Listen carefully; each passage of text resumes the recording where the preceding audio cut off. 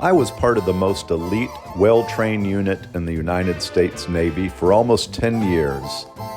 It's not the Navy SEALs, my friend, it's the Navy Band.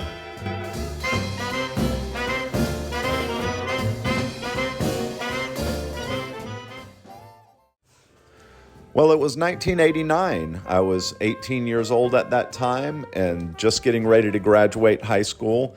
And after the Navy Band came to my high school, I thought, I have got to go see about getting into the Navy Band. So I went to my local recruiter in my little town. They had never put anyone into the Navy Band. I'll get back to that in boot camp in a moment.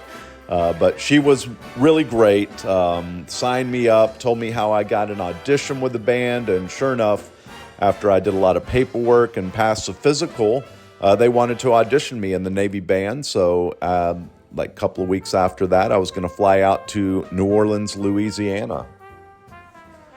So that was 1989 summer, and it was at 18 the first time I was going to be on a plane. The Navy was going to fly me from Houston down to New Orleans to audition for the band. So I had gone to my local recruiter after seeing the band. She started to put everything together. Next step was to go pass the audition. So I got on the plane in Houston. My parents bid farewell, and I flew down to New Orleans. And one of the guys in the Navy Band picked me up. And the first thing I noticed, he was in civilian clothes and just really cool, nice guy telling me about the band and how amazing the musicians were. And they just got to practice and travel. And he had been all over the world at that time. So amazing first introduction. And by the time we got to the band room, he changed into his dungarees at that time. They were funny little bell-bottom blue jeans and a light blue jean top. And that's what all the sailors wore back then when you were enlisted. So it took me to the band room and the whole band set up. It was absolutely nerve-wracking. They had given me some sheet music to learn, and so I had been really concentrating on that for the last couple of weeks and learned these big band charts, some of which I had already played in high school. Thank you, Doc Morgan. And so when I sat down, it was pretty incredible. You know, at the young age of 18, all these people in the band were some in their late 20s, 30s, 40s, and even 50s, you know, so all these grown men.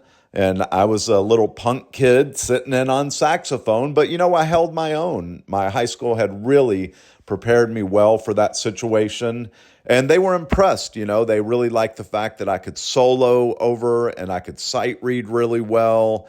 And even before I left the band room, the guy said, "Oh, you're absolutely in. You passed the audition. Now you just need to go back and work everything out with your recruiter." Well, it was really great news to pass the audition and really have good praise from the guys in the band and see that everyone seemed really happy for the most part. It was great. And I got back to my little town and graduation was coming up. It was really a blur. And as soon as I graduated, I got a letter from the Navy. I was accepted to the Navy Band, and they wanted me to get on a plane 2 weeks after graduation and fly up to Great Lakes, which is right next to Chicago, for my boot camp. So in June 1989, I boarded another flight from Houston, Texas, this time bound for Chicago. And Chicago, Illinois is on the complete opposite side of the country. Houston, Texas is down south on the Gulf of Mexico, and Chicago, Illinois is way up by the Canada border. And I thought, maybe it'll be cold, but nope. I was there in the summer, and it was boiling hot every day. So you can imagine that second flight was very apprehensive for me. It was over 1,000 miles, way further than I had ever traveled. 3 hours flight away from Houston, so like really going away from my mom and dad now. And you know, once you land, they pick you up in a bus, and it becomes very apparent that you are in boot camp now and you are owned by the United States Navy.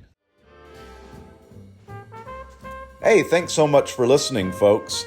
As you'll see next week, I get into boot camp blow by blow. It was absolutely the toughest 2 months of my entire life. And I'll take you through some funny things that happened and some really tough times. But overall, hey, I made it through. A little spoiler alert for you.